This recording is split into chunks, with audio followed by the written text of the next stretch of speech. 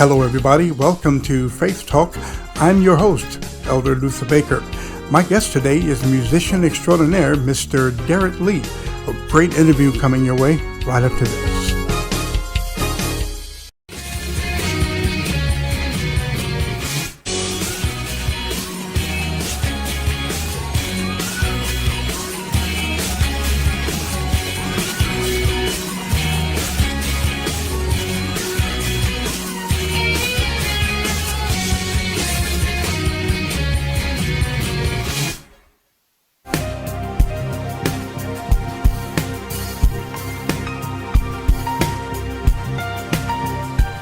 I would love for you to be a part of this ministry. Reach out to me today at our website, which is investintheword.org, or our email, which is investintheword@aol.com. Faith Talk is sponsored by the Lux Monday Digital Music Store. When you get to the website, check us out. We have a variety of music there that I'm sure will be a great blessing to you. And I'd also like to say, lastly, but very importantly, we like to interview you as well. If you have a testimony, if you would like to be a guest on our show, if you teach, preach, if you have a church ministry, reach out to me today at our website, which is investintheword.org, or email us at investintheword@aol.com.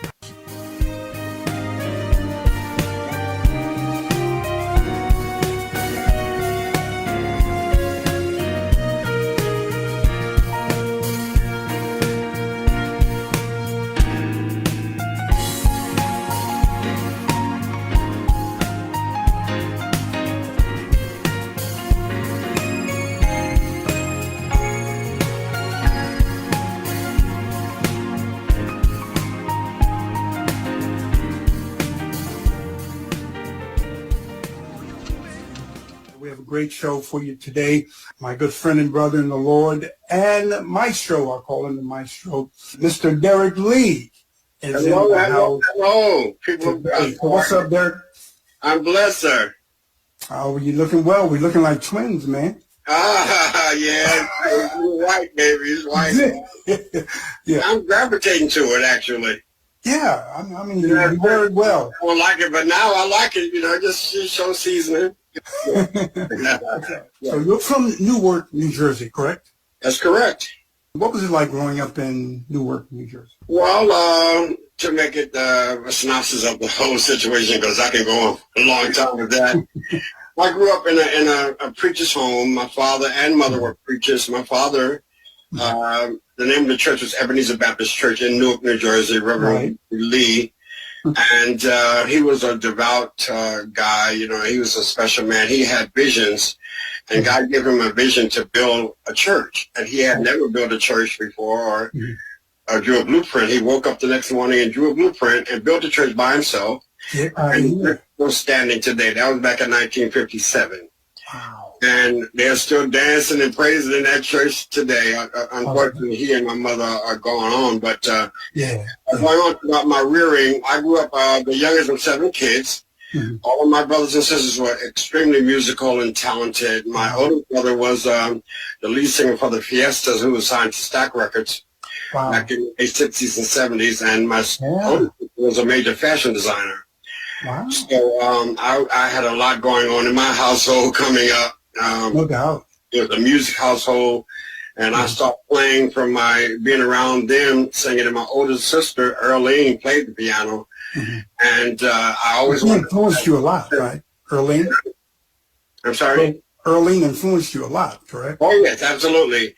And so I just started playing when I was 3 years old, and God blessed me with that gift, and I went on to study.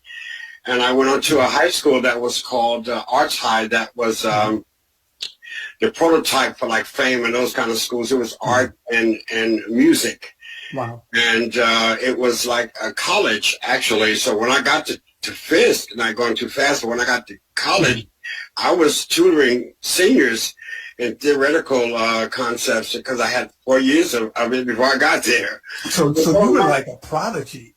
Oh, well, no, I don't call myself a prodigy. I just call myself blessed God gave me a gift, and I had enough system to try to make it work. Newark, we're a gospel town. We had the Gospel Celestials, Open Our Eyes, and I was at Douglas. We had the Banks Brothers. We had Lawrence Roberts and Angela Choir. Wow. We had Revival Temple. We had, right down the street, we had the Davis Sisters, and all during that time in New York, I had a choir at the church called the WLE called Ensemble 75 Singers Strong. And we would go all over the East Coast and sing. They were very popular.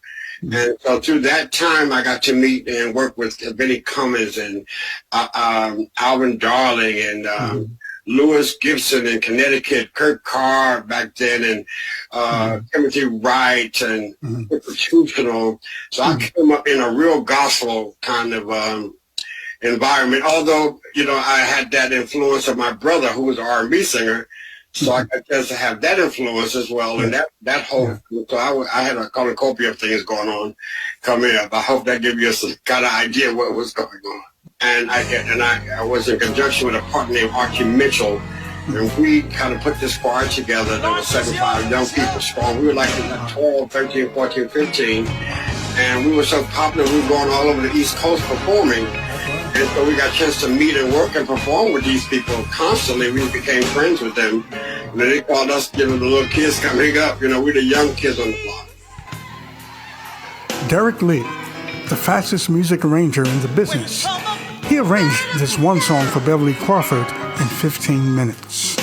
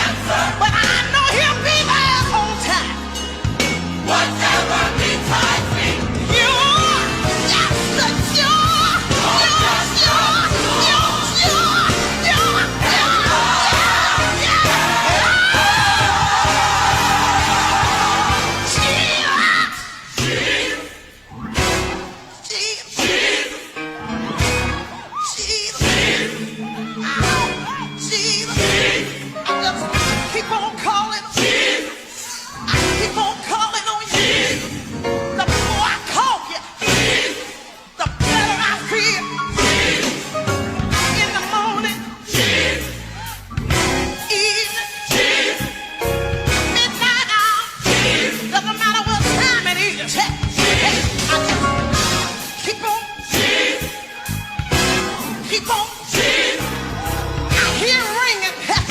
I just keep on. I just keep on. Listen, I don't even have to dial no number. I don't have to dial no number. But all I have to do is call it. It's in my bosom. I can call it up.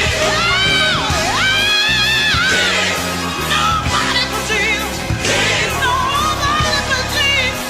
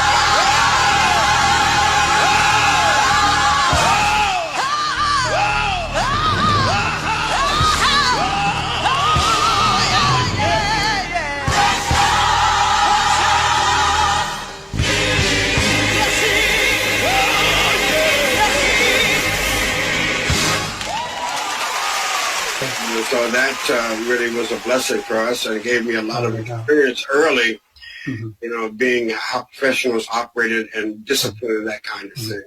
Yeah, I mean, because Benny Cummings, Isaac Douglas, they were the top of the chain in the gospel. Oh my God, industry at that time. Banks Brothers, all those guys. Oh, yeah. They were top of the game. And now you went to Fisk.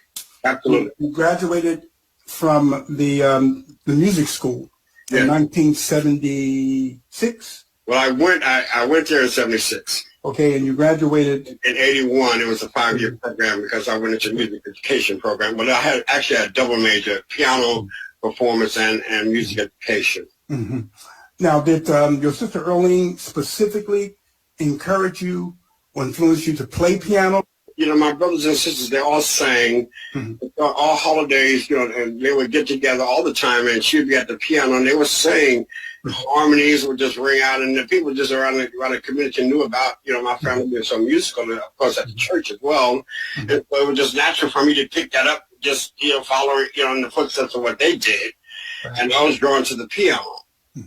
I sang too, but I was more so drawn to the piano. And so, like I said, I started playing at 3, and from that moment, I just started getting better. By 9, I was playing for the choirs at the church. Right. And by 12, I was playing for artists. I was doing professional work at 12. Beautiful.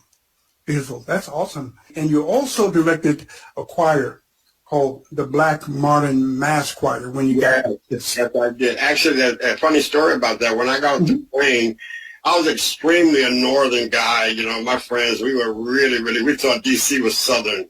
We thought that was country. We were New Yorkers. I was in that New York kind of field. Right. But nevertheless, when I got to Fisk, I'm just kind of, trying to figure out, this Nashville. I'm like, oh my God, this is southern, real southern. I'm going to KKK going to get me any moment, But nevertheless, a guy came up to me named Artie Green. I'll never forget it. He says, "Are you Derrick Lee?" And I'm like, "Yes." He says, "Well, Isaac Douglas told us that you were coming here and we want you to play for Black Mass." I'm like, huh? I had heard of Black Mass because I had done my whole coming to the school. And I'm like, wow. So I was there at the airport before I even got my luggage. They gave me the choir in my hands. Look at here. So how did that make you feel? I'm sure you felt good about that. I was, I guess when I look back on it, I guess I was amazed, but I was so busy, being astonished or trying to live in the moment that I didn't think about it, just trying to, that as we go further, like I always say about the gospel show, Dr. Bobby Jones Gospel, after 35 years, I never realized how, what we were doing after it was done. We were so busy doing it. Yeah. So we didn't think about doing it. We just was doing it, Yeah. And, Bobby Jones was an awesome, even when it first started coming on TV, it was so different. Yes. It was unique. It gave gospel music a face of class because gospel music was considered a lower, level kind of art form. Yeah. It wasn't respected highly as the other forms of music. Right. And what Bobby Jones Gospel did, it gave it a face of class and elegance that associated with the music, and it allowed people that would normally listen to the music to see it because it was packaged in such a way. And then they got the opportunity to realize that the awesome talent that is in this genre of music is just unbelievable. The singers and the level of musicianship that we have in gospel music is just unparalleled. Nobody, at any genre, they got to come a long ways to deal with some of these guys here. These guys are incredibly talented. Yes. Now, before we get too far into the Bobby Jones experience, okay, you already mentioned that you sing. A lot of people don't know that you sing now. Now, you sang with the Jubilee Singers. I did. Correct? Did you sing tenor or? I sang tenor. Okay. Sang tenor with the Jubilee Singers, and it was an honor because that experience, being a college student, it was really amazing because it allowed me to meet all kind of dignitaries, and we sang for queens. We traveled across the world, doing that, and with the likes of oh my God, it just went on and on. I just can't. Lucille Ball and Artie Shaw and the names that Cicely, Tyson. We did the United Nations. We did the Cap. We did Washington. We did everywhere. We did Haiti for the Prince of Duvalier, Prince Duvalier. We did, and through that experience, it taught me the struggle of Black people and how that music, to perform that music, you had to live that time to emote the spirituals. So it taught me that thing that Black people had, they hung on to get them through those rough times. And use that today in all of my music, that emotion and that depth of down in your soul and determination. Yes, sir. What has carried this race to this point and will lead us on. You know what? That is so well said. I've heard other ethnic groups and persuasions sing Go Down Moses or any other type of Negro Black anthem. And they may sound good because the harmonies are good. But man, when there's nothing like the Black experience. Oh my God! We're not racist or anything like that, but it's true. Because we lived it. Let me just add this. I was during that period there. We'll get to it. I became a session player here in Nashville, playing piano for every day. I did that every day, 8 hours a day or more. And I used to do a lot of country sessions. And coming from, like I said, Newark and not being drenched in country music, I had to study that genre. I had to get into the mindset of those people to understand how to interpret that music. Every genre has to play it authentically. You have to get into where it comes from, how it was created, why it was created, to be able to emote that style of music. So, when you start getting into different mental places, you start rounding yourself out as, a more, celebrated, as you would say, musician. You were trained because you understand more than one direction. You understand, all the diversities that it takes to perform music. Like, and of course, in college, I studied classical music. Right. My favorite was Tchaikovsky, So that music has a whole nother kind of approach to it. So just a point to think about for musicians coming up. Now, I have a question for you, Mr. Derrick. As a musician myself, question for you. Is it necessary, if you give me your opinion, for a musician of any genre, but gospel music in particular, is it necessary for them to know theory or to read? I don't think it's a must, but I think it definitely is a help because it gives you another understanding of what you're doing. The whole idea, and very good question. While I was in college, when I got to college, as I said, I had to study theory for 4 years in high school. So when I got to college, a lot of the students that were extremely talented, they had a problem relating to what they did to what was on paper. They couldn't translate it. They couldn't work. And I was able to help them to see that, to make that reality come to life. And I think adding that to you, first of all, as a musician, it gives you a lot of diversity and allows you to get more gigs because you can fit into a whole lot of different situations because you're able to read the music.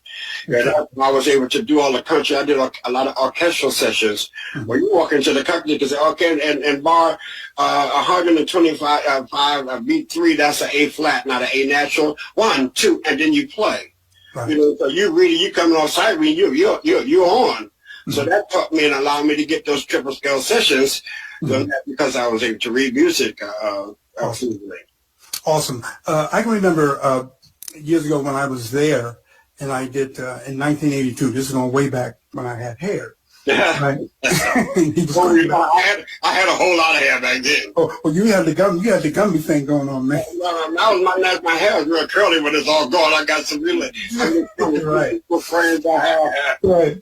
And I was impressed with you guys, man, because Nashville, getting back to what you said about knowing various genres of music, I just sat down at the piano. I can remember this as if it happened yesterday.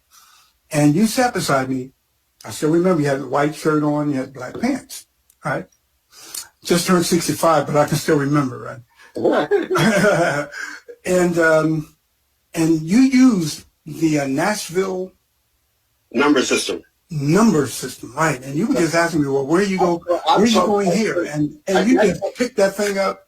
You showed it to the other musicians, and you guys just came right in. Yeah, and that was my tool. I learned that system, which is a takeoff from theory, classical theory, but it was a national number system that the country singers, country players used. Exactly. And so I said, oh, this works. So I taught all the musicians when I was on the road cutting records all over the country. I taught all the musicians during that time the number system. Wow. And because 1 is 1 in every key. Exactly. So I did a thing for, was it Joe Thomas? I did an arrangement of You Were Always on My Mind for Steve Scarborough. He was producing a session and wanted me to do an arrangement for Joe Thomas. What's it, Joe Thomas? I think one of them blues singers. You Were Always on My Mind. Well, I didn't know what key he was going to be, so I just wrote the numbers. So when we got to the session, we had all these players, and so we had brought this drummer, all this folk from L.A., and nobody could read the chart but me and the drummer. Thank you so much for joining me here. Look, I'd like for you to be a guest on the show. Send your information to my email, which is investintheword@aol.com. And to my awesome guest, Mr. Derrick Lee, thank you so much. So tune in next time for part 2 of my interview with this extraordinary musician. I'm Elder Luther Baker. You're listening to Faith Talk on the Life Vision TV network. See you next time.